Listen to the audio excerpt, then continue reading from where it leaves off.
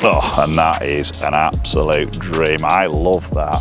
So we've just seen the new release of the Titleist T-Series lineup of irons, and we've got 2 new utility irons to go with that launch, and that's exactly what we're going to have a look at in this particular video.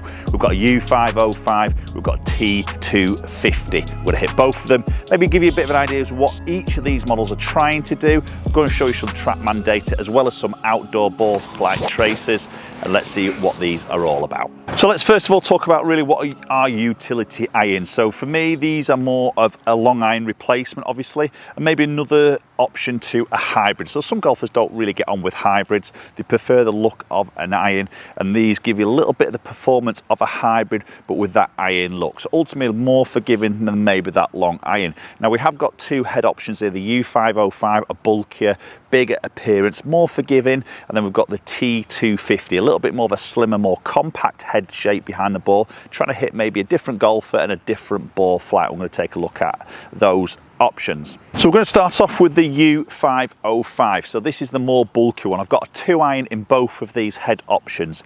So ultimately, a more forgiving golf club out of the 2. It's quite a beefy sole on there, quite a big back section that sticks out from that leading edge in that playing position. Fills you with a lot of confidence, a little bit of a longer blade length from heel to toe in comparison to the T250. So this is very much giving you that hybrid performance, but in this iron look. So let's have a look at sat behind the golf ball and that appearance. And obviously it's a large profile here. We do see that back edge sticking out from that top line, which that top line is pretty thick there, but the shape of the head is really sort of nice, bit of offset in there, but definitely fills you with confidence when you put it down by the golf ball.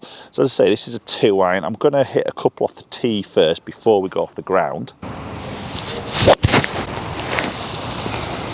And that's a really positive crack to that and a great ball flight. Now I'm a huge fan of utility irons. I've always used it as a utility iron, especially in that 2 iron. I've grown up hitting this when I was a kid, and I very much, they are obviously a lot more forgiving nowadays, but I feel like they're so versatile, you know, hitting low flights into wind. So maybe if you're playing that links golf course or that windy golf course, you might just want to keep this flight down a little bit. Again, these are very good at doing that. So potentially trying to hit a slightly lower ball flight in comparison to a hybrid. Oh, that's a rocket, absolute rocket launcher. Super ball flight. So we've talked a little bit about the technology inside the head on these utility irons, especially the U505. So we've got this L-shaped forged cup face, which basically laps underneath. That really helps on strengthening the bottom of the club face there for those low strikes, keeping that ball speed up. So again, adding that little bit of forgiveness. We've also got a V-taper design, is what Titleist are calling, which sits behind the club face, which basically is just allowing you to keep that ball speed up, heel, toe, low and high in the club head as well. So really packed with a lot of forgiveness ultimately. As I say, it just looks so confident, inspiring down by the golf ball. Out of the 2, I would probably say this definitely looks easier to hit. The T250 is much more compact and squat look. Oh wow, and that's a joy to hit. I mean, this is a perfect club to be hitting off the tee for that fairway finder, I would sort of say. Obviously a lot easier to hit from the ground with the bulkier low weight. We've got split tungsten weights in here, which we do see in the irons, which is split low in the head, heel and toe. So really adding forgiveness and that center of gravity location to optimize your launch. So this 2 iron I have comes in at 18 degrees of loft, and they also offer a 1 iron this at 16 degrees, which is probably quite very cool. Gone the days of the 1 iron, it actually is back. So they do a 1, 2, 3 and a 4 iron option in there. So maybe that 3, 4 iron, you're probably going to be switching out your longer irons for something that's a little bit easier to hit, a little bit like the hybrid, obviously in that iron shape. And I would probably then say that 1 and 2 iron is more for the golfer who's wanting this off the tee, more so as a bit more of a fairway finder in a way. Feels like it's fast, it feels very forgiving on those hits. I've got some TrackMan numbers I'm going to show you soon between this and the T250, so do stay tuned for those.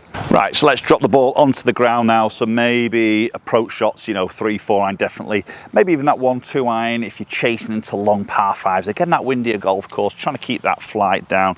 Let's see how it picks it up off the ground. And I would probably say out of the two here now, this would, to me, would feel easier to do that with that bit more bulk at the bottom, bit more bulk at the back. Just looks like it's a bit easier to sort of launch. Oh, and that is an absolute dream. I love that. This is right in my wheelhouse. I love clubs like this. I don't think there's anything more satisfying than hitting that long iron. Oh, sounds mega. Okay, so obviously when we're out on the golf course, we don't always get that perfect lie, do we? So let's just test it off some little trickier lies, so to speak. So I'm just going to knock that down. So I'm sat in a little bit of depression here. Yeah, as I put that club behind the ball now, that just looks a bit harder to sort of launch. So I'm going to have to really sort of just get into the ground a little bit more now. So let's see, probably the strike's going to be a touch low in the face because of the lie. Let's see how that L-shaped cup face works and how this launches from this a little bit more of a demanding lie. Oh, wow. And that, I mean, that doesn't look any different on the flight in terms of trajectory, maybe a hair lower there. Obviously I've had to just get into that ground a little bit more, but that's just flown beautifully. So when you look at this 505, you might think, oh, this is just a really high launching long iron, but can we knock this flight down? Obviously there's some skill level to do that, you know, through the technique, maybe that ball position, a little bit how we're going to keep that handle more forward. But let's see if that's relatively easy to do, or does this thing just want to keep climbing up into the air? Weight a tiny bit more into my lead side, ball position just a little bit further back, so I feel like I'm a little bit more over the ball here. I'm going to try and control that and hold my finish off.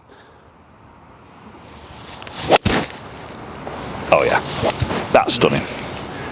Yeah, that's probably about 20 foot lower, much more of a piercing flight there. Fantastic.